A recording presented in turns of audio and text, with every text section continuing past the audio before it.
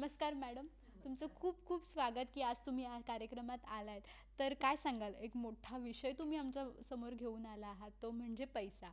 आणि पैसा कोणाला नको असतो? सर्वांना हवा असतो पैसा. माझा पैसा दुपटीने कसा वाढेल याची म्हणजे सगळ्यांनाच चिंता असते आणि हावही असते. मी हाव हा शब्द मुद्दामूनच म्हणेन, कारण की सध्याच्या जगामध्ये पैसा हा सगळ्यात महत्त्वाचा विषय आहे. आणि माझे पैसे सिक्युअर आहेत का? मी कुठे इन्व्हेस्ट करतोय? काय करतोय? या सगळ्याबाबत सगळ्यांना मोठी चिंता असते. तर काय सांगाल ह्या सगळ्याबद्दल? हां, आता सगळ्यात पहिला तर मी थोडंसं माझी इंट्रोडक्शन देते, की मी दीपाली झरकर. आमची झरकर फायनान्शियल सर्व्हिसेस म्हणून आमची फर्म आहे. गेले 32 वर्ष आम्ही ह्या फील्डमध्ये काम करतो आहे. मी आणि माझे मिस्टर प्रशांत झरकर आम्ही दोघंही as a professionally insurance and investment सर्व्हिसेसमध्ये काम करतो आहे. जसं तुम्ही म्हणालात की गेले 32 वर्ष तुम्ही ह्या इंडस्ट्रीमध्ये काम करता आहात. म्हणजे लोकांना इन्शुरन्स तुम्ही अवेलेबल करून देता, सर्व्हिसेस तुम्ही देत आहात किंवा लोन्सच्या सर्व्हिसेस तुम्ही देत आहात, फायनान्शियल सर्व्हिसेस. तर नक्की काय आहे झरकर फायनान्स? हां, आता झरकर फायनान्शियलमध्ये आपण सर्व प्रकारच्या लोकांच्या इन्व्हेस्टमेंट ह्या करून दिल्या जातात.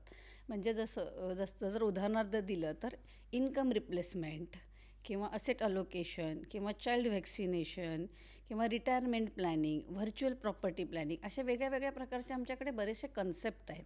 आम्ही कन्सेप्ट वाईज लोकांचं प्लॅनिंग करून देतो. म्हणजे आम्ही त्यांच्याशी बोलतो, त्यांची गरज काय आहे, त्यांना कधी काय पैसे कसे हवे आहेत, त्या पद्धतीने आम्ही त्यांचं प्लॅनिंग करून देतो. म्हणजे जेणेकरून त्यांनी जे काही प्लॅन ठरवले आहेत त्यांच्या रिटायरमेंटचे किंवा बाकी कुठल्याही गोष्टीचे, तर त्यावेळेला त्यांना त्या पद्धतीने व्यवस्थित पैसे मिळायला पाहिजेलेत. जेणेकरून जे पीस ऑफ माइंड मिळायला पाहिजे किंवा जे आपण म्हणतो की रिटायरमेंट लाईफ ही शांततेत जायला पाहिजे, तर त्या पद्धतीने म्हणजे कुठल्याही प्रकारचे मॉनिटर न करता पण कसे त्यांना व्यवस्थित आणि एक चांगली रक्कम त्यांना येऊ शकते, ह्या बाबतीत आपण प्लॅनिंग करून देतो. तर तुम्ही इंट्रोडक्शनमध्ये जसं म्हणालात की दीपाली झरकर आणि तुमचं मिस्टर, तर झरकर फॅमिली मिळूनच आणि तुमच्या जे फायनान्शियल सर्व्हिसेस आहेत याचं नावसुद्धा झरकर आहे. मग हा काही कोइन्सिडन्स आहे की खरंच ही तुमचीच कंपनी आहे? कंपनी आमचीच आहे. ॲक्च्युली कसं झालं, जेव्हा आम्ही सुरुवात केलं तेव्हा असं झालं की लोक आम्हाला पहिला ओळखू लागले. म्हणजे आम्ही नेहमी असं म्हणतो की कुठल्याही ठिकाणी इन्व्हेस्टमेंट करताना जसं ती कंपनी महत्त्वाची आहे, जसं तुम्ही कुणाकडे करता हेही महत्त्वाचं आहे. आणि आम्हाला नक्कीच आवडतं आहे सांगायला की आज 32 वर्ष आम्ही या फील्डमध्ये काम करतो आहे. सो आमच्या नावाने लोकं ओळखतात. मग आम्ही विचार केला, जर आपल्याला ब्रँड करायचंच आहे तर मग आपल्याच नावाचा ब्रँड करूयात. दुसरा कुठलं तर नाव घेण्यापेक्षा शेवटी लोकं झरकर नावानेच आपल्याला ओळखतात, तर म्हणून आम्ही आमच्या फर्मचं नावच झरकर्स फायनान्शियल सर्व्हिसेस ठेवून दिलं. नक्कीच. आणि असं आपण एक म्हणू शकतो की तुमच्या नावाने म्हणजे तुमची ओळख आहे, तुमच्याशी खूप छान ओळख आहे किंवा एक वर्षानुवर्षांचा संबंध असल्यामुळे एक ट्रस्ट बिल्ड होतो लोकांचा. त्यामुळे ते इन्व्हेस्ट करतात. ठीक आहे. आता पैसा म्हटलं की सिक्युरिटी आलीच आणि एवढी मोठी जबाबदारी स्वतःवर घेणं, मग तुम्ही या सगळ्यांमध्ये आपल्या पैशाची सिक्युरिटी लोकांना कशी देताय? आता सगळ्यात महत्त्वाचं असं म्हणजे आम्ही जेव्हा लाईफ इन्शुरन्सबरोबर काम करतो आहे, म्हणजे तुम्हालाही माहीत असेल, लाईफ इन्शुरन्स ही भारतामधली एक अग्रगण्य कंपनी आहे आणि त्याला गव्हर्मेंट सॉल्व्हन्सी दिलेली आहे. सो तुमचा जो काही पैसा आहे तो तुमचा सेक्युअर्ड आहे. कारण आत्ता जर बघितलं तर LIC ऑफ इंडियाचा ऑलमोस्ट जो लाईफ फंड असतो तो 50 लाख करोडच्या वरती आहे. सो तुमचे जे काही पैसे आहेत ते सेफ आहेत, की तुम्हाला मिळणार नाहीत असं कधीच होणार नाही आहेत. म्हणजे त्या बाबतीत म्हणजे LIC म्हणजे लाईफ इन्शुरन्समध्ये त्यासाठीच पैसे इन्व्हेस्ट केले जातात LIC ऑफ इंडियामध्ये. का तर तिथं तुमचं कॅपिटल हे 100% प्रोटेक्टेड आहे. LICला कोणी ओळखत नाही असं नक्कीच नाही आहे. आणि LIC असं म्हटलं तर फक्त भारतातच नाही तर भारताबाहेरही LICचं नाव आहे आणि भरपूर वर्षांची त्यांची म्हणजे मोठा कस्टमर त्यांचा आहे, मोठी पॉलिसीज आहेत, छान छान इन्शुरन्स आहेत. आणि मला असं वाटतं की बऱ्याच लोकांना त्याचे बेनिफिट्स मिळालेले आहेत, अजूनही लोक घेत आहेत. आणि इन्व्हेस्ट करताना बाकी कोणते प्लॅन्स न करता LICसाठी बऱ्याच जणांचा म्हणजे कल असतो. तर ह्या सगळ्यांमध्ये आता LICच्या मार्फत म्हणजे आपले जे इन्व्हेस्टमेंट होतात ते LICच्या मार्फत होतात. पण LICमध्ये जसे बरेच प्लॅन्स आहेत, तर झरकर फायनान्शियल सर्व्हिसेसमध्ये काय काय प्लॅन्स आहेत आपल्याकडे? मी जसं सुरुवातीला सांगितलं तुम्हाला की आम्ही कन्सेप्ट वाईज देतो. म्हणजे आम्ही कुठलीही पॉलिसी देत नाही कोणाला, की तुम्हाला फक्त इन्शुरन्सच पाहिजे असं नाही आहे. जसं मी सांगितलं की इन्कम रिप्लेसमेंट जे आहेत किंवा रिटायरमेंट प्लॅनिंग आहे, असेट अलोकेशन आहेत. मग ह्या व्यतिरिक्त आम्ही जसं मेडिक्लेम पॉलिसीज लागतात आम्ही त्याही करतो, किंवा आपले घर, गाडी. कारण इन्शुरन्स हा असा विषय आहे की त्याची गरज सगळ्यांनाच असते, पण त्याची किंमत कधी कळते जेव्हा त्याच्यामधनं आपल्याला कधी लॉस होतो. मग त्यावेळेला असं वाटतं की अरे नाही, ह्याचा माझ्याकडे इन्शुरन्स असायला हवा. मग त्या पद्धतीने आमच्याकडे सगळ्याच प्रकारचे, म्हणजे तुमचे घर, गाडी, किंवा एखादी फॅक्टरी आहे किंवा फॅक्टरीमधली लोक वर्कर्स असतात त्यांचे म्हणा, किंवा सायबर सिक्युरिटी, मग अशा सगळ्या वेगळ्या वेगळ्या प्रकारचे आमच्याकडनं सर्व्हिसेस दिल्या जातात. आणि त्या पद्धतीने आम्ही लोकांना सर्व्हिस देतो. आणि मला सांगायला नक्कीच आवडेल की आज भारतात आणि भारताबाहेर 7 देशांमध्ये जवळजवळ 4,000च्या वर आमचा क्लायंटल आहे. भारत सोडून तुम्ही आणखीन 7 देशांमध्ये तुमचे इन्शुरन्स म्हणजे जे आहेत ते सर्व्हिसेस प्रोव्हाइड करतात. तर मग इंटरनॅशनल लेवलला जे जे तुम्ही इन्शुरन्स देता किंवा काही पॉलिसीज देतात, हे कोणत्या कोणत्या टाईप्सचे इन्शुरन्स तुम्ही इंटरनॅशनल लेवलला देता? नाही, जसं मी आत्ता सांगितलं की आता बेसिकली आम्ही जे देतो हे सगळ्यात महिला म्हणजे NRI जे क्लायंट असतात, म्हणजे जे नॉन रेसिडेंट्स इंडियन आपण ज्यांना म्हणतो, की ते इंडियातनंच पण कमवण्याच्या दृष्टीने किंवा बिझनेसच्या दृष्टीने भारत सोडून ते कुठल्याही देशात आहेत, जसं आता UAE पण आहेत किंवा दुबईत आहेत. मग ह्या लोकांसाठी आम्ही जसं सांगितलं की शेवटी नोकरी करा किंवा तुम्ही बिझनेस करा, आता पेन्शन तर कुठेच नाही आहे. म्हणजे तुम्ही जे काही तुम्ही कमवत आहे, म्हणजे तुमचं पॅसिव्ह इन्कम ह्याची सोय तुम्हाला स्वतःलाच करावी लागते. मग आम्ही ती कशी असायला पाहिजे, तुम्ही कसं करायला पाहिजे, तर ह्या सगळ्या गोष्टी बाबतीत आम्ही त्यांना नॉलेज देतो, किंवा आम्ही तशी कन्सल्टन्सी देतो, किंवा आम्ही फिनान्शियल प्लॅनर आहोत, तर आम्ही त्या पद्धतीने त्यांचं प्लॅनिंग करून देतो. आणि मग त्या पद्धतीने त्यांची सगळी सुरुवात होते किंवा त्यांच्या इन्व्हेस्टमेंट्स करून दिल्या जातात. पण आपण बऱ्याचदा बघतो की इन्शुरन्स जे प्लॅन्स असतात आपले किंवा पॉलिसीज आपण म्हणतो, ह्याच्यामध्ये बऱ्याच क्रायटेरिया असतात. म्हणजे काही इन्शुरन्स पॉलिसीज अशा असतात की ज्या आपल्याला फक्त एकदाच पे करायचं आहे आणि तुम्ही तो इन्शुरन्स घेऊन टाकता स्वतःसाठी. काही इन्शुरन्स असे असतात की मंथली आपल्याला पेड करावे लागतात. तर तुमच्याजवळ कोणत्या कोणत्या टाईप्सचे इन्शुरन्स? आम्ही सगळ्या प्रकारचे करतो, म्हणजे जसं एकदा एक रकमी जे असतात त्या पद्धतीनेही करतो.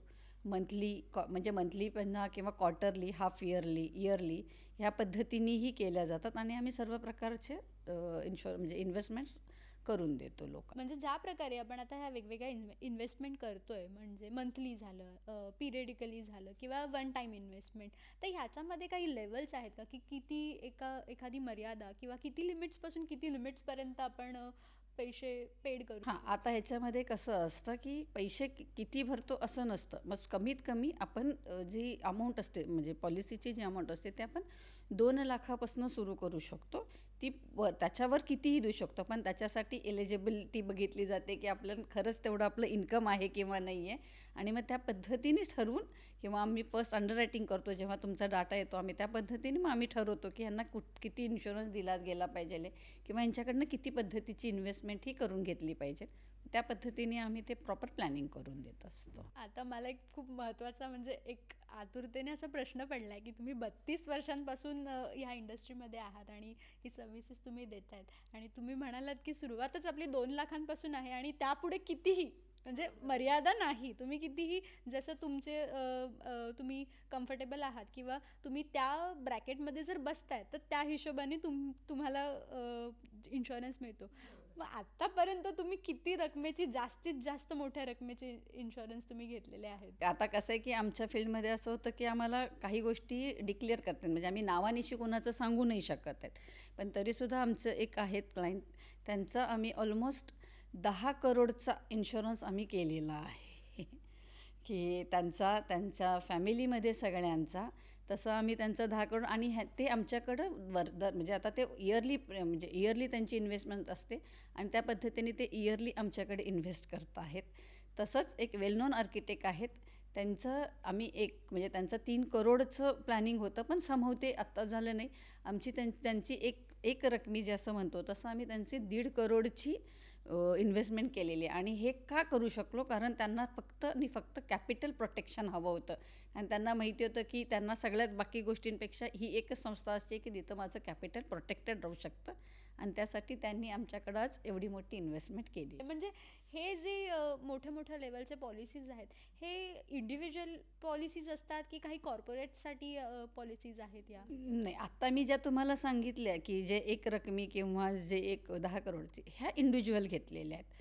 पण ह्या व्यतिरिक्त आपण कॉर्पोरेट पण देतो. कॉर्पोरेट म्हणजे आता कंपनी आहेत, तिथं कीमॅन म्हणजे एक माणूस जो असतो तो सगळ्यात महत्त्वाचा असतो किंवा माझ्या ब्रेननी सगळं काम चालतं आहे. तर मग त्या लोकांसाठी पण आपण म्हणजे आम्ही त्याला म्हणतो की आम्ही बिझनेस इन्शुरन्स देतो की तुमचा बिझनेससुद्धा सेफ राहायला पाहिजे. मग त्या पद्धतीने सुद्धा आम्ही कॉर्पोरेटमध्ये सुद्धा इन्शुरन्स करून देतो किंवा इन्व्हेस्टमेंट होतात त्या पद्धतीने. ओके. म्हणजे इंडिव्हिज्युअली सुद्धा आपण इन्शुरन्स घेऊ शकतो आणि आपल्याला जर बिझनेस सेटअपसाठी किंवा इतर काही गोष्टींसाठी, जसं आपण आता बऱ्याचदा बघतो की सगळ्या गोष्टींचे इन्शुरन्स निघालेत. कार म्हणा, घर म्हणा, बाईक म्हणा, त्यानंतर छोट्या छोट्या गोष्टी सगळ्या. तर मग असे कोणत्या वेगवेगळ्या टाईप्सचे इन्शुरन्स तुम्ही आतापर्यंत सेल केले आहेत? आतापर्यंत तसं जर बघितलं तर मी इंडिव्हिज्युअल आणि कॉर्पोरेट तर सांगितलेलं आहे. त्याच्या व्यतिरिक्त मी कंपन्यांचे इन्शुरन्स करते किंवा आता काही डायरेक्टर्स वगैरे असतात की तुमचं एखादी चूक, तुमचं एखादं समजा तुम्ही डिसिजन घेतलं आणि त्याच्यामुळं जर कंपनीला काही लॉस झाला तर त्या पद्धतीचा पण इन्शुरन्स असतो, तर मी त्याच्यामध्ये करते. परत WC म्हणजे वर्कर्स वगैरे जे असतात, जेव्हा आता कन्स्ट्रक्शन लाईन वगैरे असते तिथं ते कंपल्सरी लागतात की ते मॅन्डेटरी आहेत की त्याशिवाय तुम्ही काम नाही करू शकत.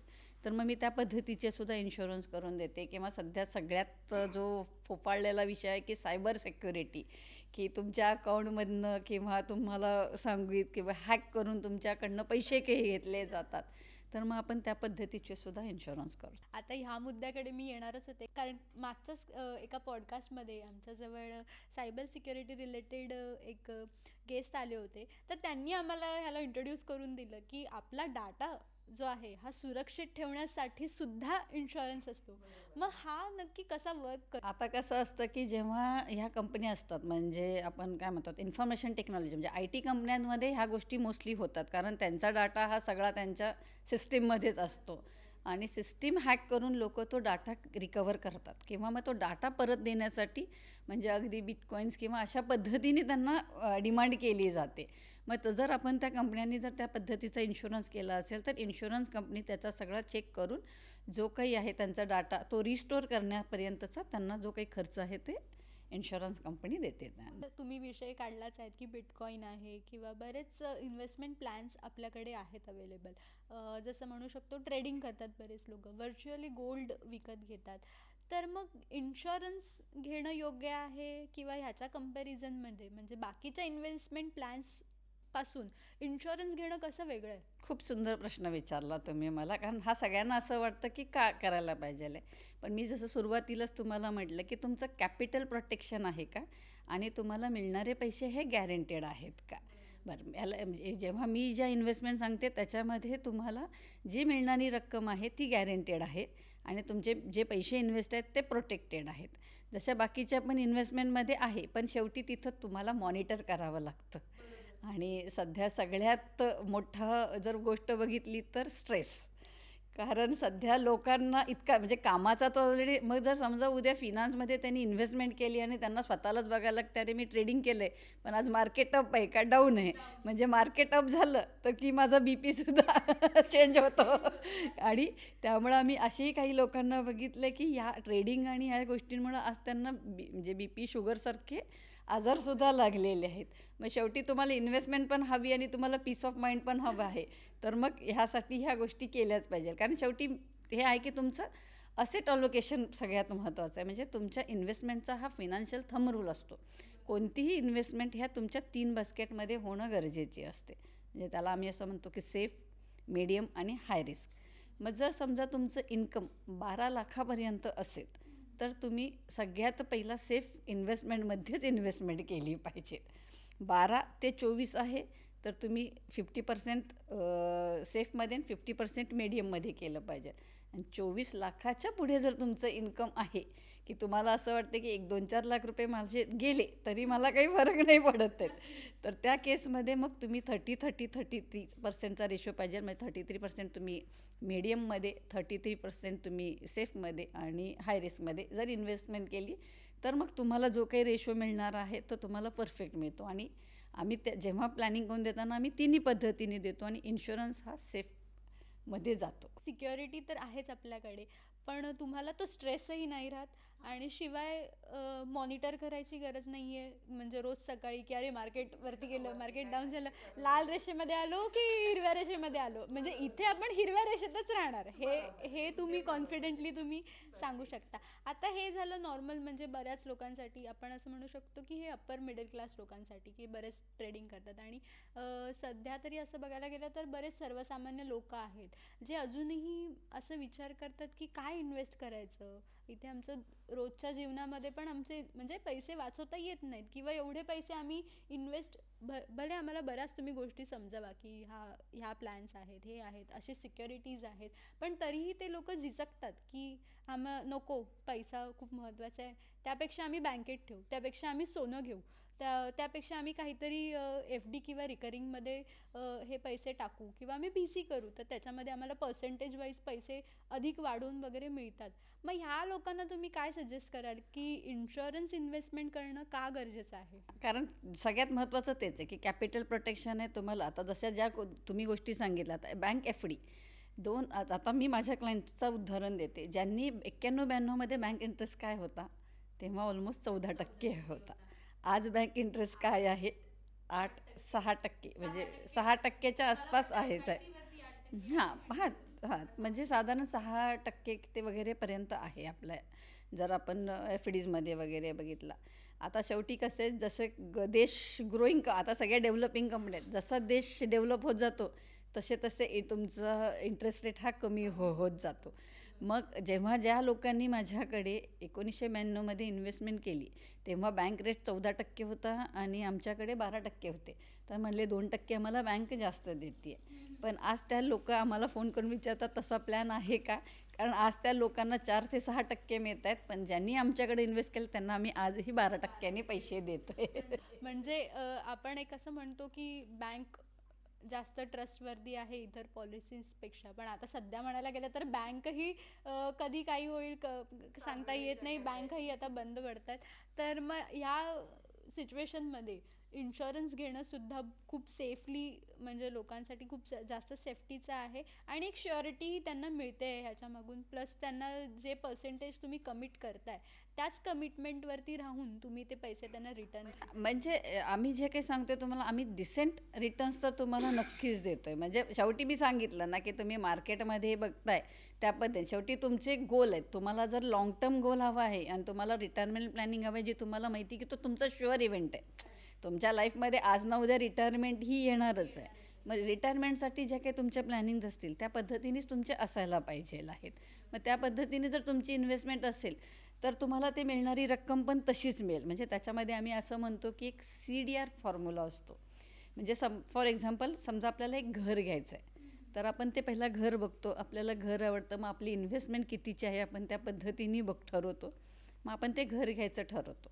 जेव्हा आपण ते घर घेतो तेव्हा आपल्यामध्ये पहिला C होतो, म्हणजे कंपल्शन. घर घेतो म्हणजे EMI भरतो. आता आपला असा कुणीही माणूस नाही आहे की तो असं 10 लाख 20 लाख असं कॅश टाकतो आणि घर घेतो. म्हणजे आत्ताचं लाईफ हे EMI लाईफच आहे. मग त्याच्यामध्ये तुमचं असं होतं की त्याच्यामध्ये तुम्हाला कंपल्शन काय आलं की दर महिन्याला मला तिथं पैसे भरले तरच ते घर माझ्या नावावरती राहणार आहे. म्हणजे तुम्हाला तिथं काय झालं, कंपल्शन झालं. कंपल्शन झालं की तुम्हाला एक डिसिप्लिन लागतं की माझं तिथं जातं आहे, मला ते महिन्याला मी बरोबर ते पैसे बाजूलाच ठेवतो. आणि मग जेव्हा कंपल्शन आहे आणि डिसिप्लिन लागतं तेव्हा त्याचा रिझल्ट काय येतो की तुमचं जे स्वप्नातलं घर आहे ते तुम्हाला मिळतं. सेम तसंच इन्शुरन्समध्ये किंवा मी ज्या इन्व्हेस्टमेंट सांगते त्याच्यामध्ये होते. जर तुम्ही ह्या तिन्ही गोष्टी ज्या गोष्टींनी आपण प्लॅन करतो आहे त्या पद्धतीने जर इन्व्हेस्टमेंट कंटिन्यू राहिल्या तर आपल्याला ते जो मिळणारा जे आपलं गोल आहे ते साध्य होतं. अदरवाईज बऱ्याचशा ज्या बाकीच्या इन्व्हेस्टमेंट्ससुद्धा आहेत ज्या आम्हीही करतो त्याच्यामध्ये असंच होतं की मला गरज वाटली की आज माझा मार्केटमध्ये रेट दिसतोय आणि माझी आज गरज आहे, नाही मला आता गाडी दिसते, चला आपण गाडी घेऊयात, की मग मी खरेदी करायला की पैसे विड्रॉ करा. म्हणजे माझा गोल मी विसरून गेलं की मी कुठल्या गोलसाठी इन्व्हेस्टमेंट चालू केलेली आहे. राईट, म्हणजे हे डिस्ट्रॅक्शन आपल्याला ह्याबाबत सुद्धा होऊ शकतं इन्व्हेस्टमेंट प्लॅन्समध्ये, की नाही हा खूप चांगला वेळ, त्यानंतर पुन्हा आपण लगेच चेंज होतो की नाही हा पण खूप चांगला वेळ. तर ते डिस्ट्रॅक्शन होणं पण एक म्हणजे असं म्हणू शकतो की आपल्याला एक टोचतं. तसं काहीतरी एक टोचून जातं त्या बाबतीत. जसं तुम्ही म्हणालात की तुमच्याकडे बऱ्याच लेवल्सचे, बऱ्याच टाईप्सचे प्लॅन्स आहेत, म्हणजे मंथली किंवा वन टाईम पे करण्यासारखे इन्शुरन्स आहेत. आता ज्यांनी मंथली इन्शुरन्स घेतलात पण काही कारणास्तव, आता आता सध्याच 2 वर्षांपूर्वी आपण कोरोनाच्या सिच्युएशनमधनं सगळ्यांनीच पासआउट झालो आहोत सगळे, तर त्या दरम्यान बऱ्याच लोकांचे पगार नाही होत होते वेळेवरती, किंवा बरीच कामं रखडून पडलेली, तर अशा वेळी लोकांना पे करता आलं नाही किंवा जमलं नाही, किंवा काही गोष्टींमुळे त्या महिन्याचे इन्शुरन्सचे पैसे जर लोकांना देता आले नाही, तर मग ह्यासाठी काही आपल्याकडे मार्ग आहे का? हो आहेत. आता सगळ्यात पहिला कसं असतं, की जेव्हा आपल्याकडं इन्शुरन्स म्हणजे आपले समजा माझा मंथली आहे किंवा क्वार्टरली आहे, त्याच्यानंतर मला साधारण 1 महिन्याचं समजा फॉर एक्झाम्पल मी जर क्वार्टरली धरलं, तर मला 1 महिन्याचा पिरियड असतो, की 1 महिन्यामध्ये मी पैसे भरू शकते. जर नाही भरू शकले, तर मग मला 6 महिन्याचा पिरियड असतो. त्यामध्ये पण नाही झालं, तर मग त्या केसमध्ये पॉलिसी टेक्निकली बंद होते. पण मग दुसरा एक पर्याय आहे, की मी आज समजा गेले 5 वर्ष माझी ऑलरेडी पॉलिसी चालू आहे किंवा माझी इन्व्हेस्टमेंट चालू आहे, तर आपण त्या कारणासाठी टेम्पररी तिथनं लोन घेऊ शकतो आणि त्या लोनमधनं आपण ते पैसे भरू शकतो आणि लोन रिपे कसं करायचा हा चॉईस आपल्यावरती राहतो. जो आपण आपल्याकडे जसे पैसे येतील त्या पद्धतीने भरू शकतो किंवा आपण 3 वर्ष जर समजा आपल्याला लोनही नको असेल, पण 3 वर्षाचा आपल्याकडे वेळ असतो. 3 वर्षात जर आपल्याकडे जर पैसे आले, तर आपण ते एक रकमी भरून सुद्धा ती पॉलिसी परत चालू करू शकतो किंवा आपण लोन घेऊन सुद्धा करू शकतो. मग हा साधारण किती कालावधी आपल्याला मॅक्सिमम पिरियडचा मिळतो? 5 वर्षाचा असतो. 5 वर्षामध्ये जर आपण पॉलिसी जर परत चालूच नाही केली, तर मग ती पूर्णतः बंद होते. अच्छा, म्हणजे आपण भरलेली रक्कम पूर्ण जमा होते की आपल्याला पुन्हा मिळते ह्यातनं? नाही, आता त्याच्यामध्ये कसं असतं, शेवटी कुठल्याही गोष्टीचं एक कॉन्ट्रॅक्ट असतं. जसं मी मगाशी म्हटलं घराचं, की जर घर घेतोय, तर घराचं जर माझं स्वप्न पूर्ण करायचं, तर मला EMI पूर्ण भरायलाच हवा आहे. पण समजा मी तसं नाही करता मी मधीच ब्रेक केलं, तर मग जो काही मला थोडाफार लॉस होतो किंवा माझे किती वर्ष भरलेत त्या पद्धतीने ते गणित असतं आणि मग तसे आपल्याला पैसे दिले जातात परत. हां, मग तो लॉस घ्यावाच लागतो. एक नियम, आपल्याला शिस्तबद्ध राहायचंच आहे पैशांच्या बाबत. आणि जर आपण असं म्हणतो ना की कंटाळा करतो इन्व्हेस्टमेंट करायला, तर आता पैसे जमा केले नंतर केले, पण ह्याच्यासाठी एक स्ट्रिक्ट प्लॅन आणि पैशांसाठी एक स्ट्रिक्टनेस माणसाकडे येतो, की एक भीती राहते, अरे मी आता पैसे नाही भरले ना, तर माझे एवढ्या वर्षानंतर जर मी भरलेच नाही तर माझे सगळे पैसे भरलेले जातील. या भीतीने का असे ना पण माणूस थोडा इन्व्हेस्ट करतो. तर मग ह्या म्हणजे हे बेनिफिशियलच आहे प्रत्येकासाठी असं बघायला आपण म्हणू शकतो. आता तुम्ही जसं म्हणालात की तुमच्याकडे बरेच प्लॅन्स आहेत जे लोकली वर्क करतात आपल्या भारतामध्ये, पण तुमच्याकडे इंटरनॅशनल प्लॅन्स सुद्धा आहेत. तर ह्या इंटरनॅशनल प्लॅन्स बाबत आम्हाला थोडं सांगा. हां, आता जसं मी तुम्हाला सुरुवातीलाही सांगितलं, की आम्ही कुठल्या कुठल्या कॉन्सेप्टमध्ये देतो, तसंच ते प्लॅनसुद्धा आम्ही NRI म्हणजे मी सांगितलं, की जे नॉन रेसिडेन्शियल इंडियन आहेत आपण त्यांच्यासाठीही देतो. आणि जसं जर मी आता स्पेसिफिकली आता आपण दुबई बाबतीत बोलतो आहे, पण दुबई बाबतीतसुद्धा मी सांगते, की DTAA म्हणजे त्याला म्हणतात, की डबल टॅक्स अव्हॉइडन्स ॲक्ट म्हणून असं ॲक्ट आहे. त्याच्या अंडर तुम्हाला जी काही मॅच्युरिटी किंवा जे तुमचे पैसे मिळतात ते टोटली टॅक्स फ्री मिळतात. का? कारण UAEमध्ये ऑलरेडीच टॅक्स नाही आहे. मग त्याच्या अंडर जेव्हा आपली मॅच्युरिटी असते तेव्हा आपण तुमचं टॅक्स रेसिडेन्सी सर्टिफिकेट असतं एक इथलं ते, आणि फॉर्म 10F म्हणून असतो तो, जर आपण LICला सबमिट केला तर LIC ऑफ इंडिया तेव्हा जी काही तुमची मॅच्युरिटी आहे, कारण जेव्हा आपण पॉलिसी सुरुवात करता तुम्ही इथं आहेत तर सगळ्या गोष्टी ह्या NRE अकाउंटमधनंच होतात आणि तुमचे मिळणारे पैसेही NRE अकाउंटलाच येणार असतात. त्यामुळे ते डायरेक्ट तुम्हाला टॅक्स फ्रीच दिले जातात आणि हा तुमच्यासाठी एक फायद्याची गोष्ट आहे. आता इंटरनॅशनल म्हटलं तर तुम्ही आता दुबईमध्ये तुमचे बरेच क्लायंट्स आहेत, तुम्ही बऱ्याच जण तुमच्याकडे पॉलिसी ज्यांनी घेतलेली आहे रिटायरमेंटसाठी किंवा इन फ्युचर सगळ्या, म्हणजे त्यांची फॅमिली तिथे राहते भारतात, ते स्वतः इथे कामासाठी आहेत म्हणून. हा प्रश्न माझ्या डोक्यात भरपूर वेळ असा घुटमळत होता. पण तुम्हीच त्याचं उत्तर आधीच निदान करून टाकलं की टॅक्स. दुबई म्हटलं की लोकांचं आकर्षण ह्याच्यासाठीच आहे की टॅक्स फ्री कंट्री. मग मी जे पैसे इन्व्हेस्ट करते, म्हणजे इंडियामध्ये किंवा असू देत किंवा दुबईमध्ये सुद्धा असू देत, ते त्याचे रिटर्न्स मिळताना मला टॅक्स लागू नाही आहे. आता बऱ्याचदा दुबईतली लोक म्हणजे का इन्व्हेस्ट करणार नाहीत इंडियामध्ये, ह्याचा एक मोठा प्रश्न म्हणजे आपल्याला इंडियामध्ये इन्व्हेस्ट केल्यावरती GST लागणार. पुढे टॅक्स लागणार, प्लस जर NRI अकाउंटमधनं जर ते काही ट्रान्झॅक्शन्स करतात तर त्याचे टॅक्सेस आपल्याला वेगळे लागणार. सध्या इंडियामध्ये आपल्या याच्यावरनंच बरेच वाद चालू होते की टॅक्स, सगळ्या गोष्टींसाठी टॅक्स टॅक्स टॅक्स, आणि यामुळे लोक वैतागलेले सुद्धा. मग त्याच्यावरती एक परफेक्ट सोल्युशन म्हणून आपण ह्या पॉलिसीकडे बघू शकतो. आता मला थोडंसं ह्याच्याबद्दल सांगा की दुबईमध्ये तुम्ही सुरुवात केली, त्या म्हणजे बरेच इन्शुरन्स तुम्ही दुबईमध्ये लोक घेत आहेत तुमच्याकडनं. तर मग NRI अकाउंटमध्ये डिपॉझिशन केल्यावरती त्यानंतर आपल्या इकडे पैसे जमा होतात.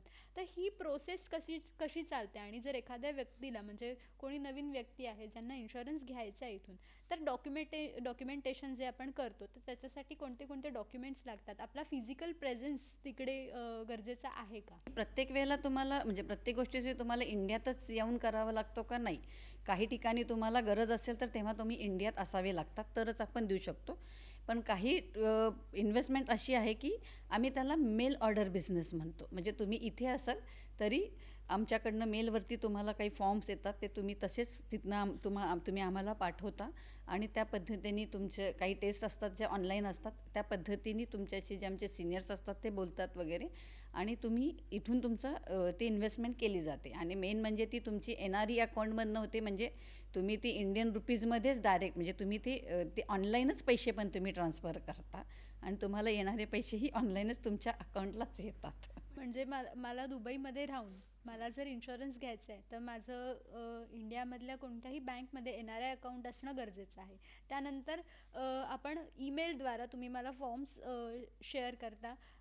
ऑब्वियसली हे सगळे कॉन्फिडेन्शियल फॉर्म्स आणि फॉर्मॅट्स असतात, आणि त्यानंतर माझे डॉक्युमेंट्स, माझे डिटेल्स तुमच्याजवळ पोचल्यावरती आपलं इन्शुरन्स पॉलिसी सुरू होते. म्हणजे आता आपण एक म्हणतो की प्रत्येक कंट्रीचं एक सॅलरी सायकल जे असतं हे वेगळं वेगळं असतं.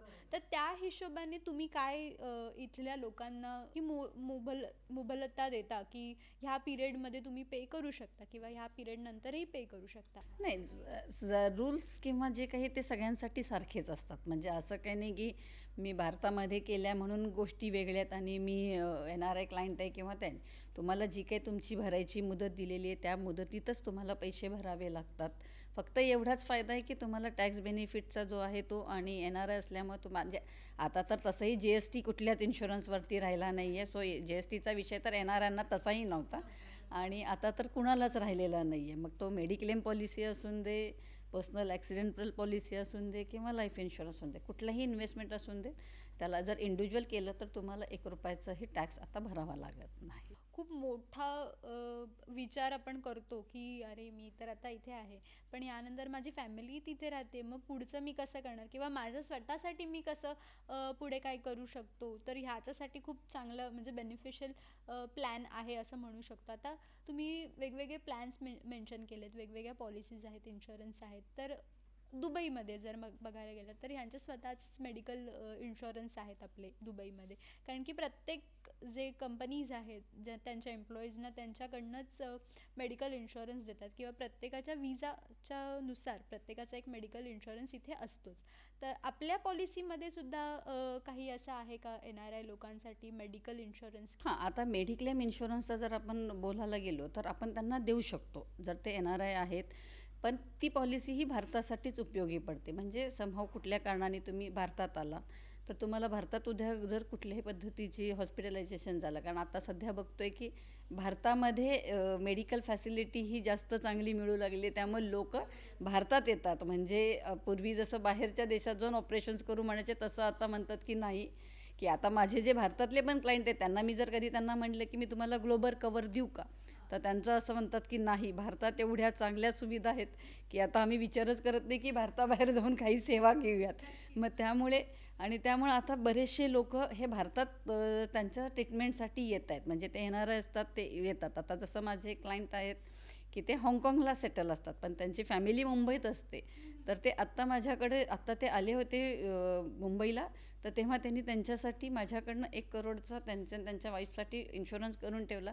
ते म्हणले समहाऊ कधीही आम्ही येतो किंवा उद्या गरज पडली तर आमचा इन्शुरन्स हा असायलाच हवा, म्हणून त्यांनी भारतामध्ये सुद्धा इन्शुरन्स करून ठेवलेला आहे. मी आता राहते दुबईमध्ये, पण माझी फॅमिली जी आहे ती राहते भारतामध्ये.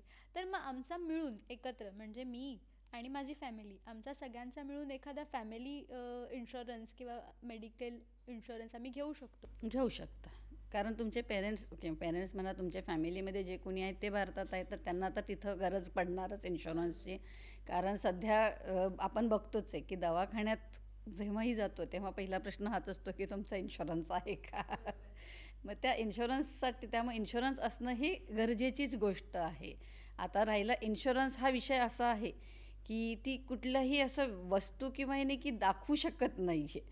पण तो जो काही आहे ते त्याच्यामध्ये जी काही आम्ही तुम्हाला रिटर्न देतो त्याच्यामधनंच ती मिळणारं तुम्हाला रिटर्न्स आहेत. त्यामुळे तो असा आहे की तो विषय असा आहे की तो समजून सांगूनच विकावा लागतो.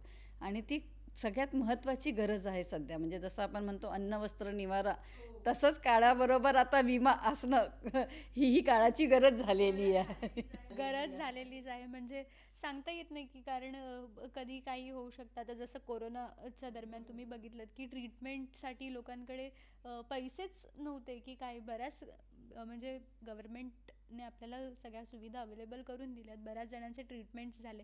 पण एक असतं ना की आपल्याकडे मेडिकल ट्रीटमेंटसाठी पैसा कधीही आणि मेडिकल सिच्युएशन कधीही येऊ शकते, कोणाच्याही आयुष्यात येऊ शकते. मग तुम्ही कितीही पैसा साठवला असेल, चिक्कार पैसा साठवला असेल, तरीही कमी पडतो. तर अशा वेळी मेडिकल ज्या पॉलिसीज आहेत आपल्याला, या नेहमीच आपल्याला हेल्प करतात. आणि एक असं म्हणू शकतो की लोकांच्या मनातलं एक भीती जी असते की अरे पुढे मागे काही झालं किंवा आपल्या घरी आजारी व्यक्ती आहे, प्रेग्नन्सी दरम्यान काही अशा गोष्टी आहेत, तर ह्या वेळेस ना ती पैशांची एक मनामध्ये तो एक स्ट्रेस पूर्ण मिटून जातो. मला असं वाटतंय मेडिकल पॉलिसीज घेतल्यामुळे. मी आता आम्हाला एवढ्या सगळ्या म्हणजे गोष्टी सांगितल्यात की DTAA आहे, त्यानंतर बरेच लेवल्स आहेत, बरेच इंटरनॅशनल पॉलिसीज आहेत, इन्शुरन्स आहेत. याच्यातलं इतकं डीपली नॉलेज तुम्हाला आहे. म्हणजे 32 वर्षांपासून तुम्ही काम करताय. पण मग तुम्ही ह्याच्यासाठी काही शिक्षण वेगळं असं घेतलेलं का? नाही, शिक्षण असं नाही आहे. पण आता ह्यासाठी मी नक्कीच हे करेन की माझे 2 मेंटॉर आहेत, जे मिस्टर नितीन जैन आणि मिस्टर राजीव शहा. राजीव शहा जे आहेत ते मला जनरल इन्शुरन्समध्ये मदत करतात आणि नितीन जैन जे आहेत ते आम्हाला लाईफ इन्शुरन्समध्ये सर्व पद्धतीने हेल्प करतात. आज त्यांच्यामुळेच आम्ही आज ह्या स्टेजपर्यंत आलेलो आहोत. आणि त्याच्याचबरोबर आम्ही काही असे इंटरनॅशनल लेवलचे ट्रेनिंगसुद्धा घेत असतो. तसं मिस्टर रंजन नागरकट्टे म्हणून आहेत, आम्ही त्यांचंही ट्रेनिंग्स घेत असतो, जे दर वर्षाला असतात. आणि त्यांच्याकडनं आम्ही जे काही शिकतो त्याच्यामधनं आम्ही जे काही आमचे क्लायंट आहेत त्यांना आम्हाला कन्सल्टन्सी देण्यासाठी त्याचा खूप फायदा होतो. त्या पद्धतीने मग आम्ही त्यांना व्यवस्थित कन्सल्टन्सी देऊ शकतो आणि त्यांचं जे काही स्वप्न आहेत ते आम्ही पूर्ण करायला त्यांना हातभार लावू शकतो. नक्कीच, नक्कीच. म्हणजे आपल्यासोबत एक विश्वासाची माणसं असतात आणि जेव्हा असं म्हणतात ना, एक टीमवर्क जेव्हा होतं, त्यानंतर जो बिझनेस आपला उभारून येतो हा खूप छान, म्हणजे ज्याचा पाया भक्कम असेल तर त्याची इमारत खूप उंच उंच पुढे वाढतच जाते. तर त्याच म्हणजे हिशोबाने आता तुम्ही 32 वर्षाचा तुमचा एक्सपिरियन्स आहे. तर मग दुबईत नक्की तुम्ही कधी केव्हापासून सुरुवात केली? दुबईला तशी सुरुवात जर आम्ही म्हटलं तर आत्ता एक 3-4 वर्षापासून आम्ही सुरुवात केलेली आहे. आमचा काही जो क्लायंट आहे ते कुवेतमध्ये आहे किंवा काही दुबईमध्ये आहे. त्यामुळे त्यांच्याबरोबर आम्ही तशी सुरुवात केलेली. आणि मग दुबईत तुमचा एक्सपिरियन्स कसा आहे? तुम्हाला क्लायंट्स म्हणजे कितपत म्हणजे त्यांनी रिस्पॉन्स कसा दिला किंवा त्यांचं इंटरेस्ट कसा होता ह्या इन्शुरन्सबाबत? म्हणजे जसं आपण आधी म्हटलं की मला जसे बरेच प्रश्न पडले टॅक्सच्या रिलेटेड, किंवा दुबईमध्ये मी का नको इन्व्हेस्ट करू पण इंडियामध्ये मी इन्व्हेस्ट करू या सगळ्यांसाठी, तर का असे प्रश्न पण त्यांना नक्कीच पडलं असेल. आणि तुम्हाला आय एम शुअर की तुम्हालाही समजावायला खूप म्हणजे त्याच्यासाठी तुम्ही आता एवढ्या सगळं नॉलेज आम्हाला जसं सांगितलं तसं त्यांनाही सांगितलं असेल. मग हा सगळा एक्सपिरियन्स कसा होता? इन्शुरन्स हे असं आहे की ते खूप समजून सांगूनच, की त्याचं महत्त्व जोपर्यंत सांगितलं जात नाही तोपर्यंत लोकांना कळतच नाही की का असायला पाहिजेलेत. कारण सगळ्यात की माझ्याकडे एवढे ऑप्शन्स आहेत तर ते सगळे सोडून मी इन्शुरन्समध्येच का इन्व्हेस्टमेंट केली पाहिजेल आहे, हे जसं मी बोललं तर त्या पद्धतीनेच समजून सांगावं लागतं. आणि शेवटी कसं आहे की मला जर माझं स्वप्न पूर्ण करायचं आहे, त्या पद्धतीने जर कोणी जर व्यवस्थित दिशा दाखवली तर त्यांनाही ते नक्कीच आवडतं. की त्या पद्धतीने जर आपलं स्वप्नच पूर्ण करण्यासाठी जर आपल्याला कोण मदत करत असेल तर मग त्या पद्धतीने तेही विचार करायला चालू करतात. म्हणजे इन्शुरन्स प्लॅन्स जेव्हा आपण समोरच्याला व्यवस्थित तुम्ही समजावून सांगता, तर त्यानंतर लोकांचा बघण्याचा कल बदलतो. म्हणजे आपण असं म्हणतो ना, की नाण्याच्या 2 बाजू असतात. जोपर्यंत आपल्याला दुसरी बाजू कळत नाही, तर आपण त्याच्यावरती पहिल्या बाजूवरतीच विश्वास ठेवून असतो. अशातली ही गोष्ट आहे असं म्हणू शकतो. मला एकंदरीत असं सांगा, की आता मी दुबईत राहते आणि मला तुमची पॉलिसी घ्यायची आहे. तर मग काय प्रोसिजर असेल माझ्यासाठी नक्की? मेल बिझनेस जो आहे त्या पद्धतीने त्याच्या आधी फक्त असं होतं की जेव्हा तुम्हाला इन्व्हेस्टमेंट करायची आहे तेव्हा तुमचं आणि आमचं एकदा आता झूम मीटिंग म्हणा किंवा आपण ऑनलाईन मीटिंग घेतो. त्या पद्धतीने आम्ही पहिल्यांदा तुमच्याकडनं डाटा घेतो की तुम्हाला किती गरज आहे, तुमचे डिमांड काय आहेत, तुमचे गोल काय आहेत, तुम्हाला कधी केव्हा कुठले पैसे हवेत, की तुमचं कुठल्या पद्धतीचं प्लॅनिंग आहे. मग त्या पद्धतीने आमची एक क्वेश्चनरी असते, आम्ही ते पहिलं तुमच्याकडनं भरून घेतो आणि मग त्याच्यानंतर मग आम्ही तुम्हाला प्रॉपर फिनान्शियल प्लॅनिंग करून देतो की अरे तुमचं कसं आहे, तुम्हाला कसं मिळायला पाहिजेत किंवा तुमच्या गोष्टी कधी कुठल्या पद्धतीने तुमच्याकडे येणार आहेत की तुमचं त्या पद्धतीने आम्ही प्रॉपर प्लॅनिंग करून देतो. मग त्यामुळे तुम्हाला ते समजायलाही इझी पडतं आणि त्याचा आम्ही दर 2 वर्षांनी रिव्ह्यू पण घेतो. म्हणजे ही गोष्ट अशी नाही की आज मी इन्व्हेस्ट केली संपला विषय, आजच्या हिशोबाने केली, पण उद्या 2 वर्षात माझा पण प्रोग्रेस होणार आहे आणि इन्फ्लेशन रेटसुद्धा चेंज होणार आहे. मग त्या पद्धतीने माझ्या इन्व्हेस्टमेंटमध्ये सुद्धा चेंजेसही व्हायलाच हवेत. मग त्या पद्धतीने आम्ही परत 2 वर्षांनी तुमचा रिव्ह्यू घेतो की मग तेव्हा परत विचार केला जातो की अरे आपण आता कुठे कमी आहोत का, मग किती असायला पाहिजे. कारण आजच्या घडीला मी तुमच्या सगळ्या रिव्ह्यूज घेतल्यावर मला असं खूप वाटते की अरे नाही, तुमचं 10 करोडचं असायला पाहिजे सगळ्या गोष्टी, पण आज माझी फिनान्शियल तेवढी बाकीच्या माझ्या जबाबदाऱ्यातनं तेवढं माझे पैसे मला बाजूला काढायला पण यायला पाहिजे आहेत. मग त्या पद्धतीने आम्ही मग सुरुवात कशी करायची, मग अजून 2 वर्षांनी आपण काय करायचं, मग आम्ही त्या पद्धतीने असं प्लॅनिंग करून देतो. मग आपण जसे रिव्ह्यूज घेत जातो मग त्या पद्धतीने त्या इन्व्हेस्टमेंट आपण वाढवत जातो आणि मग त्या पद्धतीने त्यांच्या पुढच्या गोष्टी व्यवस्थित होत जातात. की एक ब्रॅकेट तुम्ही ठरवून देता. जर मी त्या पर्टिक्युलर इन्शुरन्स पॉलिसीसाठी जे माझं वर्क लाईफ आहे किंवा माझे इन्कम आहे त्याच्याच बेसिसवरती मी एलिजिबल आहे का हे तुम्ही त्या ब्रॅकेटमध्ये मला टाकता. पण आता मी तर दुबईमध्ये राहते, ठीक आहे, आणि मी दिराम्समध्ये कमवते. मग रुपये आणि दिराम याच्यामध्ये बराच फरक आहे. मग माझं ब्रॅकेट मी स्वतः चूज करू शकते का? नाही करू शकत, कारण मी जसं मी रुपीजसाठी सांगितलं की 12 लाख 24 लाख वगैरे असं, तसंच इथे सुद्धा तोच नियम लागू पडतो. कारण शेवटी खर्च हा सगळीकडेच केला जातो. म्हणजे जसं मी सांगितलं की इन्व्हेस्टमेंट ही कशी असायला पाहिजे. जर समजा फॉर एक्झाम्पल मी जर महिन्याला 1 लाख रुपये कमवते तर त्यातले 30% हे माझे EMIमध्ये जायला पाहिजेत, 30% हे माझे इन्व्हेस्ट व्हायला पाहिजेत, 30% हे माझ्या हाऊसहोल्डमध्ये जायला पाहिजेत आणि 10% हे माझ्या स्वतःच्या एंटरटेनमेंट किंवा माझं जे काही मला लक्झरी आहे त्याच्यामध्ये जायला पाहिजेत. मग त्याचं जर गणित व्यवस्थित बसवलं तर तुमची इन्व्हेस्टमेंट ही व्यवस्थितच होती. पण हे मी विचार करून होतच नाही, ह्याच्यावर कुणीतरी मॉनिटर करणार असेल तरच तो करून घेतो आपल्याकडनं. म्हणजे आता मी जर असं म्हणायला गेलं तर सुरुवात मी माझ्या हाऊसहोल्डपासूनच करेन. जेव्हा माझं काही इन्कम येतं तर सगळ्यात पहिले विचार आताचं जनरेशनचं बघितलं तर लक्झरीकडे जास्त आहे की एका एज ग्रुपमध्ये की मी जास्त ह्या लक्झरियस आयटम घेईन, कार घेईन, गाडी घेईन, फोन घेईन किंवा काही शॉपिंग करेन. ह्या सगळ्याकडे एंटरटेनमेंट पार्टसाठी जसं फिरायला जाणं, काही खाणं, बाहेर आउटिंग करणं. त्यानंतर जर काही वाचले तर इन्व्हेस्टमेंट. असं आमच्या जनरेशनचं, सध्याच्या जनरेशनचं म्हणजे माइंडसेट आहे. पूर्वीच्या काही आपल्या म्हणजे आमच्या आईवडिलांनी किंवा तुमच्या आईवडिलांनी, आपल्या पूर्वजांनी भरपूर इन्व्हेस्टमेंट छोट्या छोट्या गोष्टींमधनं केलेली आहे. म्हणजे काही जागा घेणे, गावी काही जागा एकरमध्ये खरेदी करणे किंवा काही गोष्टी फ्लॅट्स वगैरे एक्स्ट्रा असं विकत घेणे. पण आत्ताची जनरेशन ते करताना बिलकुलही म्हणजे दिसत नाही आहे आपल्याला. म्हणजे एक कारण असं आहे की महागाई वाढली आहे म्हणून आम्ही इन्व्हेस्टमेंट करू शकत नाही, किंवा आमचा कल जो आहे हा लक्झरियस लाईफकडे जास्त आहे, दिखाव्याची दुनिया आहे आता सध्या, तर त्याच्यामध्ये आमचा इंटरेस्ट जास्त आहे. मग तुम्ही ह्या सगळ्यांसाठी एक काय छान प्लॅन सजेस्ट कराल की कोणत्या एज ग्रुपपासून आम्ही ह्या इन्व्हेस्टमेंट्सकडे लक्ष द्यायला हवं आणि कसं आम्ही प्लॅन करायला हवं? असते कुठल्याही गोष्टीची सुरुवात ही जेवढ्या लवकर कराल तेव्हा तुमची इन्व्हेस्टमेंट कमी असते आणि तुम्हाला मिळणारी अमाऊंट ही मोठी मिळते. जर मला माहिती आहे की मला पॅसिव्ह इन्कम हवं आहे, जर मला 50ला रिटायरमेंट घ्यायची, 60ला रिटायरमेंट घ्यायची, तिथं मला जी अमाऊंट हवी आहे तर त्याची जर मी आत्ता जर 10 रुपयांनी सुरुवात करत असेल तर ती तेव्हा मोठी होते. पण मी जर जर जसं आम्ही एक म्हणतो की जर मी 25-30मध्ये जेव्हा मुलं कमवायला लागतात तेव्हा आम्ही जेव्हा त्यांना म्हणतो की अरे तुम्ही इन्व्हेस्टमेंट चालू करा आत्ता, तर तेव्हा त्यांचं असं असतं की अरे नाही आत्ता तर कमवतोय, मग मला लक्झरी हवे, म्हणजे मला एक चांगला म्हणजे आयफोन हवा आहे, जो आयफोन तर दरवर्षी नवीन काढतो आणि मग मला दरवर्षी नवीन हवाच असतं. मग मला बाईक दरवर्षी वेगळी हवी असते, कारण बाईकमध्ये सुद्धा नवीन नवीन मॉडेल्स येतात, मग ते असतात. मग मी तेव्हा लक्झरीकडे ते विचार करतात.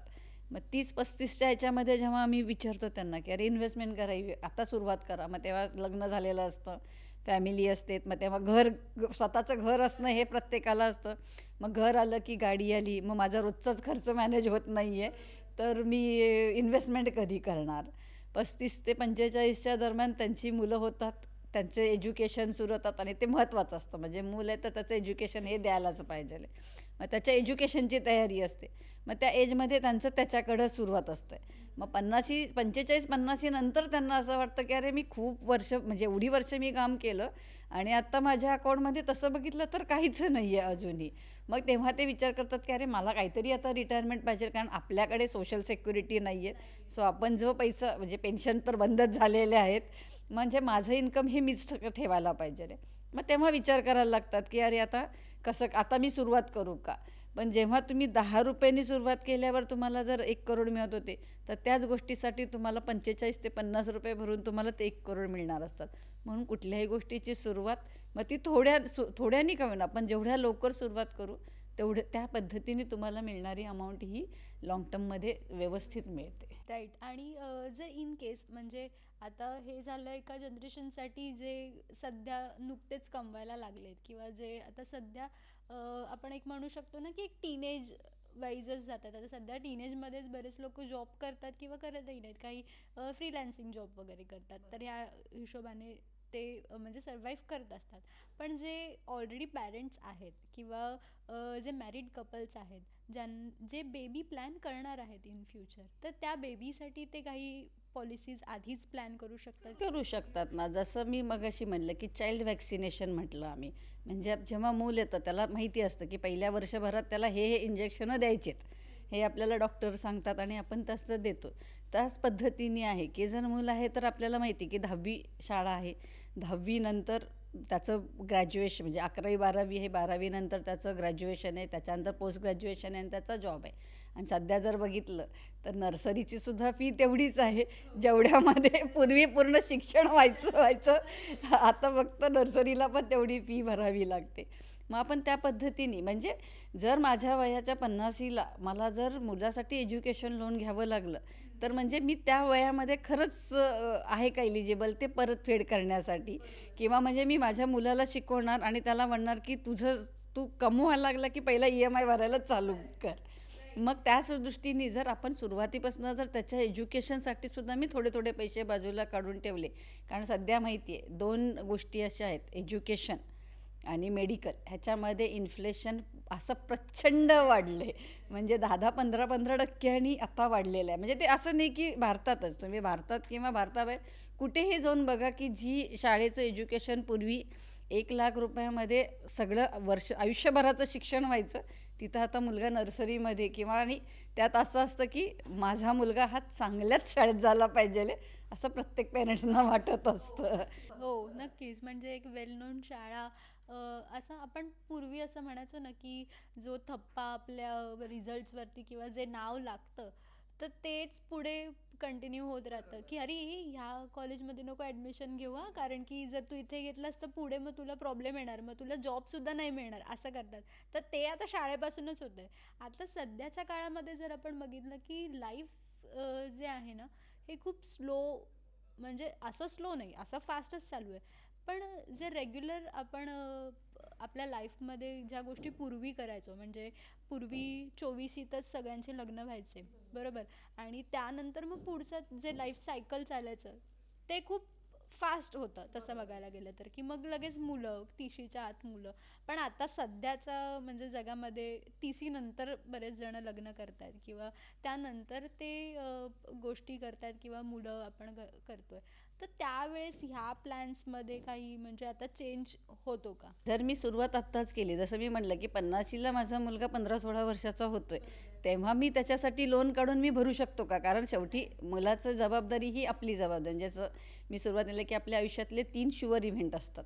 एक आपलं रिटायरमेंट असतं, दुसरं म्हणजे चाइल्ड एज्युकेशन असतं आणि तिसरं असतं चाइल्ड मॅरेज. ठीक आहे, आपण चाइल्ड मॅरेज बाबतीत आत्ता काही जरी नाही, पण चाइल्ड एज्युकेशन आणि रिटायरमेंट तर काहीही होऊन देते, तुमच्या ते शुअर इव्हेंट आहेत की ते तुमच्या आयुष्यात येणारच. नक्कीच. मला असं वाटते की सध्या जे कोणी म्हणजे लोकं आहेत, जे आपले यंग जनरेशन आहेत, त्या लोकांनी मॅरेजसाठी इन्शुरन्स घेणं खूप गरजेचं आहे असं मला वाटतं. म्हणजे पूर्वी अ, असं असायचं की आई-बाबांना असं म्हणजे मुलगी आहे किंवा काही असं देवाण-घेवाण आहे. आता सध्या होत नाही या सगळ्या गोष्टी. पण या सगळ्यासाठी ना ते खूप चिंतेत असायचे की अरे कसं होणार, कसं होणार, कसं होणार? पण आत्ताचं जनरेशन जे आहे त्यांना खूप मोठं टेन्शन आहे की माझं लग्न जे आहे हे एकदम ग्रँड वेडिंग कसं दिसेल. ठीक आहे. तर मला असं वाटतंय की सगळ्यांना हां, नक्कीच म्हणजे डेस्टिनेशन वेडिंग आहे किंवा फक्त आता लग्न नाही राहिलंय. बरेच प्रकार आलेत. संगीत, मेहंदी हे मला असं वाटतंय की पूर्वी एवढं काही व्हायचं नाही. म्हणजे एकाच दिवशी आपण ज्या दिवशीच सकाळी मेहंदी, त्या दिवशीच रात्री हळद, दुसऱ्या दिवशी लग्न, रिसेप्शन सगळा कार्यक्रम आटोपतो. पण आता सध्या 5-6 दिवस लग्न सगळ्या गोष्टी चालू असतात. तर मला असं वाटतं की हा इन्शुरन्स घेणं तुमच्यासाठी खूप नक्की गरजेचं आहे. तुम्ही नक्की घ्या हा इन्शुरन्स आणि आम्हाला जर हे इन्शुरन्स घ्यायचे आहेत तुमच्याकडनं म्हणजे दुबईत राहणाऱ्या व्यक्तीसुद्धा असतील किंवा आपल्या इंडियामधल्या राहणाऱ्या व्यक्तीसुद्धा आहेत. तर मग आम्ही तुमच्याकडनं इन्शुरन्स कसं घेऊ शकतो? तुम्हाला कॉन्टॅक्ट कसं करू शकतो? हां, आता जसं आमची वेबसाईटसुद्धा आहे, जी झरकर्स फिनान्शियल इन्शुरन्स नावानेच आहे. तुम्ही त्याच्यावरनं सुद्धा आम्हाला कॉन्टॅक्ट करू शकता किंवा जसं आता ह्या पॉडकास्टमधनं सुद्धा जेव्हा आम्ही बोलतोय त्या पद्धतीने सुद्धा तुम्ही आम्हाला की आमचे जे कॉन्टॅक्ट्स वगैरे आहेत त्याच्यामधनं सुद्धा तुम्ही आम्हाला रिव्ह्यूजमधनं विचारू शकता आणि त्या पद्धतीने सुद्धा आम्ही तुमच्यापर्यंत रीच होऊ शकतो आणि त्या पद्धतीने आपण गोष्टी करू शकतो पुढे. म्हणजे जर तुम्हाला तुमच्या लग्नासाठी किंवा बाकी काही इन्शुरन्स तुम्हाला घ्यायचे असतील तर तुम्ही नक्की आपल्या डिस्क्रिप्शनमध्ये सगळे डिटेल्स आपण मेन्शन केलेले आहेत. तर तुम्ही जा आणि आपल्या दीपाली ताईंना त्यांना कॉन्टॅक्ट करा आणि खूप छान छान इन्शुरन्स प्लॅन्स त्यांनी आपल्याला सांगितलेत की रिटायरमेंटसाठी तुम्ही आधीच कसं सेव्ह करू शकता. सो हे प्लॅनिंग्स तुम्ही आत्ताच करायला सुरुवात करा. आय एम शुअर तुम्ही हा व्हिडिओ बघितल्यानंतर नक्कीच इन्व्हेस्टमेंटबाबत खूप जास्त विचार कराल आणि आम्हालासुद्धा तुम्ही विचार करायला म्हणजे भाग पाडलं की आता तुमच्यासोबत बसून बोलल्यावरती मला सुद्धा वाटायला लागलं की अरे बापरे, खरंच या गोष्टी उशिराने चालू होत आहेत आणि खरंच आहे की आता 50शीमध्येच बऱ्याचदा आपण रिटायरमेंट घेतो. त्यानंतर पुढचा प्लॅन काय? ह्यासाठी मोठा प्रश्नचिन्ह अजून तरी नाही आलाय, पण काही काळाने येईल. हां. हां, कारण ह्याचं एक उदाहरण म्हणजे करोनामध्ये आपण अनुभवलंय, की जेव्हा त्या 2 वर्षामध्ये आपलं इन्कम थांबलं, म्हणजे तो तर टेम्पररी रिटायरमेंट होती किंवा आपलं इन्कम थांबलं होतं, तेव्हा आपण असा विचार केला. पण 50 किंवा 60 नंतर जेव्हा म्हणजे आपल्याला कायम प्रत्येक माणसाला असं वाटत असतं, की मी कायम तरुणच आहे. कुणालाच वाटत नसतं, की मी म्हातारा झालोय. पण तुमचं जेव्हा शरीर आहे, त्याची पण एक ताकद आहे, की त्यालाही किती वर्ष काम करायचे म्हणजे असतात. अमिताभ बच्चनसारखे असतात, जे काम करतात ह्या वयात. पण ते स्मार्ट वर्क करतायत. म्हणजे आता त्यांनी कमवलं नाही, तर त्यांना अडत नाही आहे. पण आपलं तसं नाही होत, की आपण जर आत्ता हे करतो, जर तशी वेळ आपल्याला पण बच्चनच व्हायचं आहे ना, मग का नको आपण आत्तापासून तशा पद्धतीने इन्व्हेस्टमेंट किंवा जर केलं, तर मग आपल्यालाही तसा प्रश्न येणार नाही, की तो जो रिटायरमेंट आहे. कारण शेवटी आज आपण कमवतोय कशासाठी, तर एक कुठेतरी रिलॅक्सेशन पाहिजे. जर मी आयुष्यभर कामच करायचं आहे, तर मग मी रिलॅक्स कधी होणार? म्हणजे मला वर्ल्ड टूर करायची आहे, मला आज इथे फिरायचं आहे, तिथे फिरायचे स्वप्न म्हणजे आपण बाकीच्यांचे बघतो, पण माझीही काही स्वप्न असतात. मग हे पूर्ण कसं करायचं? तर ह्यासाठी प्लॅनिंग, कुठल्याही गोष्टीची गरज आहे, की हे प्लॅनिंग असायला पाहिजे आणि ते प्लॅनिंग जर सुरुवातीपासून केलं, तर आपल्याला ते अचीव करणं कधीही सोपं जातं. दुबईमध्ये सिटिझनशिप नाहीच आहे आपल्याकडे. ओके. पण बाहेरच्या कंट्रीजमध्ये बरेच कंट्रीज आहेत जे काही एका वर्षानंतर जे लोक भारतातनं तिथे स्थायिक झालेत त्या लोकांना सिटिझनशिप मिळते त्या प्रत्येक देशाची. तर जर त्यांची मुलं ही जन्मलेली तिकडची असतील तर अशा मुलांसाठी सुद्धा आपण इन्शुरन्स घेऊ शकतो का? जर त्यांच्याकडं OCI कार्ड असेल, जे सिटिझनशिप ग्रीन कार्ड असेल, OCI असेल आणि NRI असतील, तर ह्या तिन्ही जणांना आपण इन्शुरन्स देतो. मग त्यांच्याकडं मग त्या केसमध्ये OCI कार्ड म्हणजे तुम्हाला तिथलं रेसिडेन्शियलशिप मिळालेलीच असते, तेव्हा तुम्हाला OCI, कारण ते OCI कार्ड असल्याशिवाय तुम्हाला भारतामध्ये सुद्धा येता येत नाही, किंवा तुम्हाला ग्रीन कार्ड असेल. आणि जर हे असतील तरी आपण त्यांना इन्शुरन्स देतो, कारण शेवटी त्यांचा बेस हा भारत आहे. आणि मग ते नंतर तिथे सिटिझनशिप घेतली, पण पहिलं सिटिझनशिप हे इंडियनच आहेत ते. तुम्हाला आता एवढ्या सगळ्या गोष्टींचं नॉलेज आहे, तुम्ही बरेच लोकांना ह्या म्हणजे एक माइंड चेंज करून आपण देतो की इन्व्हेस्टमेंट कसं गरजेचं आहे, किंवा बऱ्याच लोकांचं लाईफ तुम्ही चेंज केलं असेल आय एम शुअर. म्हणजे सुरुवातीला त्यांनी पॉलिसी घेताना म्हटलं असेल की नको काय करू असं हिचकिचून, पण आज जेव्हा त्याचे बेनिफिट्स त्यांना मिळतात तर नक्कीच ते एक स्माईल त्यांच्या चेहऱ्यावरती आली असेल, आणि ते स्वतःसुद्धा खुश असतील की अरे आम्ही तेव्हा केलं म्हणून आज आमच्याकडे एवढे रिटर्न्स आलेत. तर ह्या सगळ्यांमध्ये, एवढ्या सगळ्या तुमच्या अचीवमेंट्समध्ये तुम्हाला काही अवॉर्ड्स वगैरे मिळालेत का? हो, मिळालेले आहेत. कारण जसं आम्ही म्हणलं लाईफ इन्शुरन्स बरोबर काम करतो, तर त्याच्यामध्ये आमचे काही रेकग्नायझेशन असतात. जसं त्याला आम्ही MDRT म्हणजे $1,000,000 round table, count of the table किंवा टेबल ऑफ द हे अशा आमचे रेकग्नायझेशन असतात. तर आता गेले कंटिन्यू म्हणजे आम्हाला MDRT म्हणजे $1,000,000 राऊंड टेबल आम्ही आहोत, मी आणि माझे मिस्टर. आणि कोट ऑफ द टेबलसुद्धा माझ्या मिस्टरांना मिळालं आहे. आणि त्यासाठीच तेव्हा US कडनं त्याचं एक रेकग्नायझेशन असतं. म्हणजे आमची कॉन्फरन्स असती, जी मागच्याच वर्षी ऑगस्ट 2024ला दुबईमध्येच झाली होती. आणि आम्ही तेव्हा दुबईमध्ये म्हणजे त्याच्यासाठी आम्हाला बोलवलं गेलं होतं, आणि आमचं रेकग्नायझेशन करण्यासाठी आम्ही इथं आलेलो होतो तेव्हासुद्धा. म्हणजे दुबईतले क्लायंट सुद्धा आहेत आणि अवॉर्ड सुद्धा दुबईतच मिळालं. म्हणजे मग तुम्ही दुबईमध्ये तुम्ही कधी येणार आहात? दुबईमध्ये स्थायिक व्हायचा काही विचार वगैरे आहे का असा? हो, आता जो आपला शोमधनं जो काही जर मला तशा पद्धतीने माझा इथला जर क्लायंटल बेस पण वाढत गेला, तर नक्की मी विचार करेन ना दुबईत येऊन सुद्धा राहण्याचा. मग आम्ही असं पकडून चालू का की दुबईमध्ये झरकर फायनान्शियल इंडस्ट्रीज दुबईमध्ये येणार आहेत आणि ह्या सर्व्हिसेस आणि ह्याचे ऑफिस पण आम्हाला पाहायला मिळतील इन फ्युचर? नक्कीच नक्कीच आमच्या आणि आमच्या सगळ्या प्रेक्षकांच्या शुभेच्छा तुमच्यासोबत नक्कीच आहेत. आणि मला असं वाटतं की तुम्ही लवकरात लवकर या दुबईमध्ये आणि छान छान असे फायनान्शियल प्लॅन्स आम्हाला अजून तुम्ही नवीन नवीन गोष्टी आम्हाला देत राहा. इथल्या बऱ्याच आपल्या भारतीय लोकांचे बिझनेस आहेत, छोटे छोटे स्मॉल होमप्रेन्युअर्स आहेत किंवा एंटरप्रेन्युअर्स आहेत भरपूर. काही काही ग्रॉसरीजचे बिझनेस आहेत, काही घरून एक्सपोर्ट इम्पोर्टचे बिझनेस आहेत. तर ह्या सगळ्यांना सुद्धा फायनान्शियल ॲडवाईसची गरज असते असं मला वाटतं. आणि ज्यांना कोणाला ह्याबाबत काही गोष्टी म्हणजे जाणून घ्यायच्या असतील किंवा काही असतील तर ते आय एम शुअर की तुम्हाला नक्की कॉन्टॅक्ट करतील ह्याच्याबाबत आणि तुमच्याशी म्हणजे ह्या सगळ्यासाठी डिस्कशन करतील. आणि तुम्ही इथेच प्रेझेन्स असाल, तुमचा प्रेझेन्स इथेच असेल तर आमच्यासाठी खूप छान म्हणजे सोने पे सुहागा असं म्हणतात तसं होऊन जाईल. तर जाता जाता एक शेवटचा प्रश्न की आपल्या प्रेक्षकांसाठी तुम्ही एखादं काही अशी टीप किंवा काहीतरी एक गोष्ट तुम्ही सांगू इच्छिता की ही गोष्ट तुम्ही करा किंवा काही संदेश देऊ इच्छिता का? जी काही आपण आता म्हणजे तुम्ही NRI जरी असलात, तुम्ही इथे असलात, आणि आपण जी काही इन्व्हेस्टमेंट करतो ती आपण भारतासाठी इन्व्हेस्टमेंट करतोय, म्हणजे भारतात इन्व्हेस्टमेंट होते. आणि आता आपण बघतोय की भारत हा आपला देश जो आहे तो आता डेव्हलपिंग कंट्रीमध्ये आहे, आणि सध्या नाही म्हटलं तरी आता आपण जगात 4थ्या नंबरवरती गेलेलो आहोत. आणि जर अजून त्याला असं जर आपण पुढे आपल्याला न्यायचं असेल तर आपल्या भारताचं ग्रोथ पण होणं गरजेचं आहे. आणि जेव्हा तुमची इन्व्हेस्टमेंट ही भारतात होती आहे, तर त्याचबरोबर आपल्या भारत देशाचा सुद्धा ग्रोथ होतो आहे. त्यामुळे जे तुमचा तर फायदा आहे त्याच्याबरोबर आपल्या देशाचाही फायदा होईल.